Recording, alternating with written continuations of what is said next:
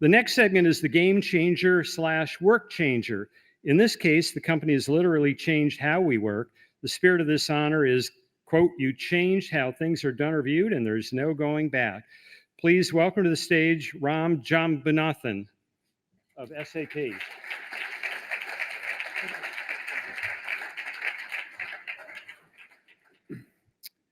Thank you, Rich, and hello, everyone. It's an honor to present this award on behalf of SAP. We are proud to be a decade-long sponsor of the Churchill Club. Not all products and services are created equal. Like, some are nice to haves, let's face it, and some have changed the world in such significant ways that we can't even remember what life was like before it. The winner of this year's Game Changer, Work Changer Award is one of these. It was called out by the Academy for, quote, fundamentally changing how teams communicate and how work gets done. When this company first went to market, there were no other products like theirs.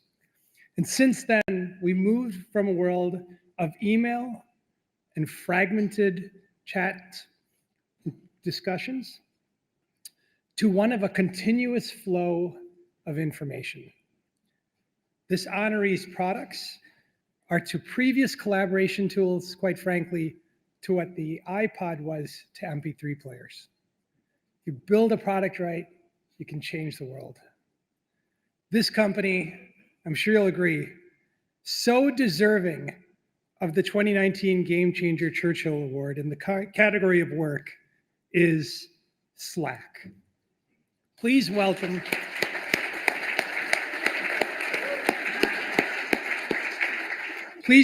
Alan Shim, CFO or Chief Financial Officer of Slack, together with his conversation partner, Ilya Fushman of Kleiner Perkins. Thank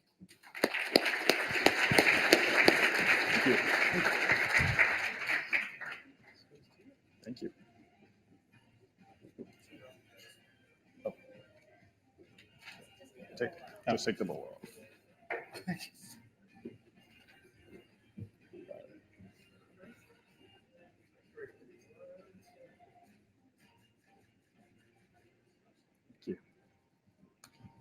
All right, thank you. Let's take the middle seat. All right, thank you. Hi, everyone. Exciting to be here with Alan. How many of you have used Slack today? All right, there you go. Awesome, we got some users. So Slack has clearly become a global phenomenon. It's been transformative to effectively all of our lives. Today, Slack has over 10 million daily active users, over 100,000 paying customers, 65 of the Fortune 100, used in more than 150 countries, 1,800 employees across 12 offices, and went public in June of this year. Slack actually holds a very special place in my heart. I first met you in 2015 when you were interviewing me for a job at Slack when I was leaving my previous job at Dropbox. Instead, I opted to go back to venture capital, but had the privilege of investing in Slack and being on the board and seeing the magic from the inside, and it was truly magic. I think beyond the impressive stats, Slack has been an innovator and game changer on the obviously product and how we work, but also on how companies are built with a strong focus on culture. And on how they capitalize and go public, and actually on fashion as well. These are Slack socks. Unfortunately, do not have mine. But what many of you probably don't know or maybe have heard is Slack is sort of a very long-term overnight success. The company started in 2009 as a gaming company called TinySpec, raised I think its first round of funding in 2010. And in August of 2013, decided to pivot to the collaboration product, which I think officially launched in February of 2014. And you joined in March of 14. So what were you thinking? I don't know. Well, I mean, first of all, thank you to the Churchill Club, to all of you. Such an honor to be here. Really delighted and privileged to share our story with you. I also want to thank Peloton and some of our other customers, SAP, because a lot of the companies that you've recognized here are actually building their businesses on Slack, whether it's LinkedIn, Airbnb, as I mentioned, Peloton and SAP as well. So yeah, thank you. So we're very proud of what we're building in terms of how we think we can change what work looks like in the kind of the modern era. But to my story, as Ilya mentioned, there's a lot of consumer DNA that went into how this enterprise company was built. And I think what attracted me to this opportunity, so when I joined in March of 2014, it was a 20-person company. We're now approaching 2,000 people. And a lot of things have changed since then. But what hasn't changed is this focus on the customer, focus on building a delightful experience, and that if you build something that users will really appreciate and enjoy, especially in the enterprise, it's going to really surprise them, because I think it's very hard to find those delightful experiences today. But I think we also hit on something where the world has changed so fundamentally in terms of the pace of work, distributed workforces, the number of applications you use in your day-to-day life, and the fact that the tools to support that work really haven't changed. And we've really been in a very email-centric world for the last 2-3 decades. And so we think modern work deserves modern tools. And so we've had some success in a limited amount of time, but I'm really excited about what the future holds for us. Cool. So Slack, not email, not just chat. Like, what is Slack? Yeah, so for the unlucky few who haven't used Slack yet in the group, what I like to say what Slack is in a sentence is Slack replaces email inside your organization. But since we have more than a couple minutes here, I'm going to go through a little bit more detailed explanation of what Slack does. So I've been referencing email a lot because that really is the status quo in terms of how work, collaboration, communication is happening today. So if you know the framework of kind of the jobs of a product, Slack replaces sort of the 3 jobs of email today. First, it replaces communication inside your organization, right? How you communicate with your colleagues. Second, it replaces the way applications communicate with you as end users. So to think about the notifications that you get daily from your Concur app, your Workday app, ServiceNow app, whatever it may be. And then last, it replaces communication outside or between organizations. And I think that's important because we're leveraging a new way to, again, do modern work at a modern pace and provide this agility that organizations are looking for, and aligning organizations today in a world where speed is everything, alignment is everything. So we're leveraging for that first job, we're leveraging a capability called channels. This idea that you can have more transparent contextual communication in a fluid way on all of your devices. On the second job around applications, most organizations are using hundreds of applications in their organization today, spending tens, hundreds of millions of dollars, even billions of dollars on software alone. And Slack is able to bring those together and connect them into a more integrated experience. And then lastly, by providing the security, flexibility, agility of channels across Slack customers, we think there's a real opportunity to really transform work in a more profound way. You have, and your mission is to make working life simpler, more pleasant, and more productive. I think most companies, at least in this space historically, would have started at more productive and stopped at simpler. But you have the pleasant part. And I love the little animation and the little notification you get when you boot up Slack. Talk a little bit about that and just the culture in the company and how this sort of playfulness and focus on delight permeates what you guys do. Yeah, I think there's a difference between liking a product and loving a product, right? And I think you heard that from Peloton. And it creates and it evokes a different experience and just a different way that you experience it as a user, but it also allows you to do different things as a company. Because then if that's the bar, love, then you can invest behind that, and that will actually help facilitate more growth, especially in a kind of everyone is sharing everything, we're recommending everything. There's a kind of viral nature that exists and an opportunity that exists when you set the bar that high. And it also just keeps us very focused, because the only way that we think we measure our success is the amount of value we deliver for customers. So that's always been built into the company ethos. And something like a Slack really enables that, because we have channels where information, it just allows information to be shared more transparently, When people have questions about decisions that are made at the business level or at the product level, there's a much richer exchange of information and knowledge sharing between the junior product manager and our CEO. And I think that's really important. It's been important to have that flexibility and fluidity and agility as we've grown very quickly along the way. Let's dive a little deeper into that. I mean, how do you think about your culture? How do you describe it? I remember being actually quite impressed how much focus there was on diversity and inclusion at Slack, even from the early days. What is the culture at Slack? So probably the one word I would focus on is it's very human.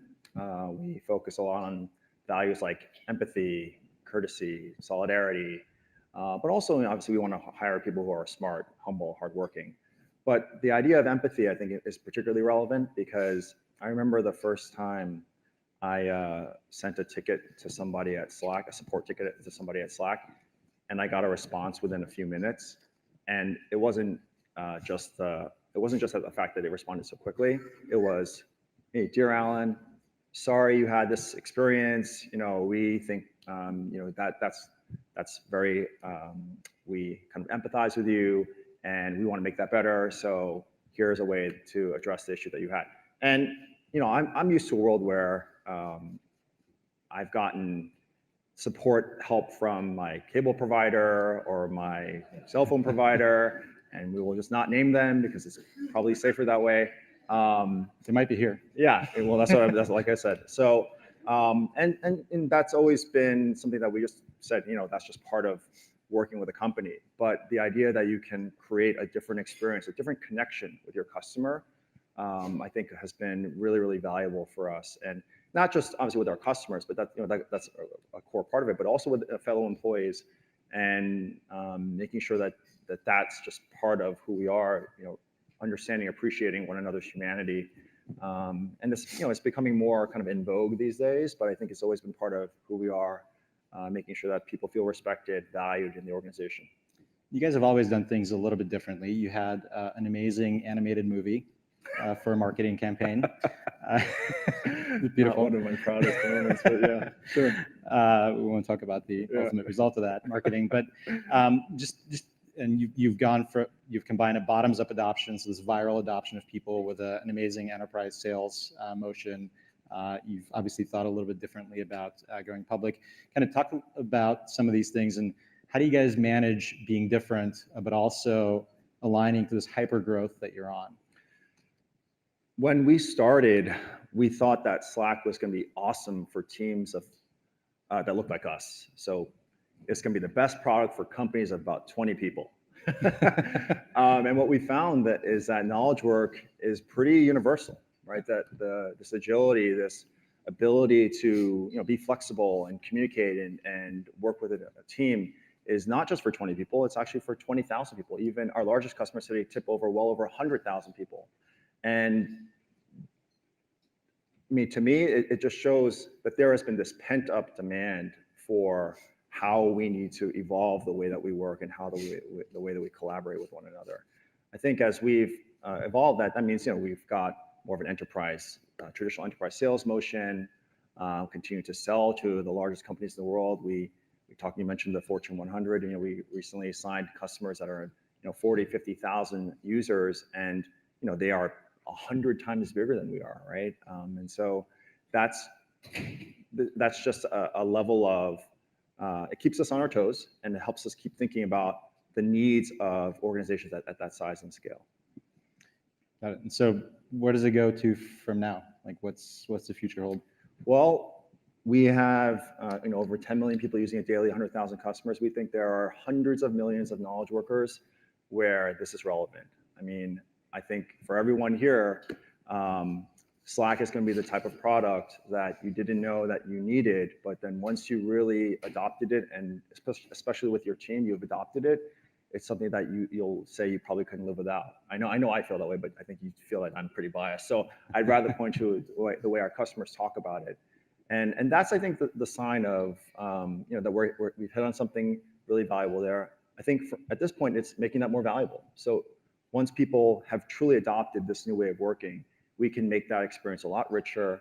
We're a 5.5-year-old business. and in the business and kind of in business terms, that's still really, really young. So I think I'm super excited about what the future holds over the next 5 years, particularly as we build out a more robust platform, application ecosystem, and really start to enable work across organizations, which I think is really exciting.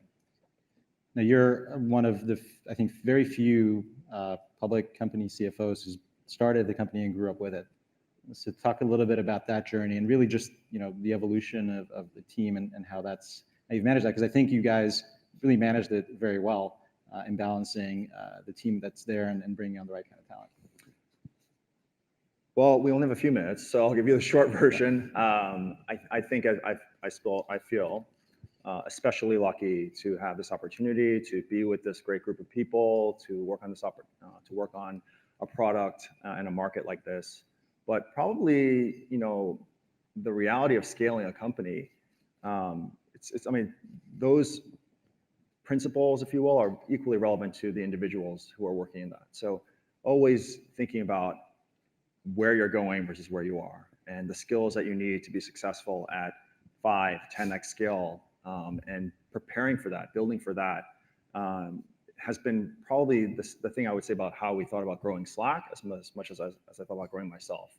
So managing a team of hundreds was something that I knew I had to start getting ready for. So what does that mean? That means I have to evolve from being a manager of, individual manager, but I have to be thinking about setting the vision, setting the mission for a much larger group of people.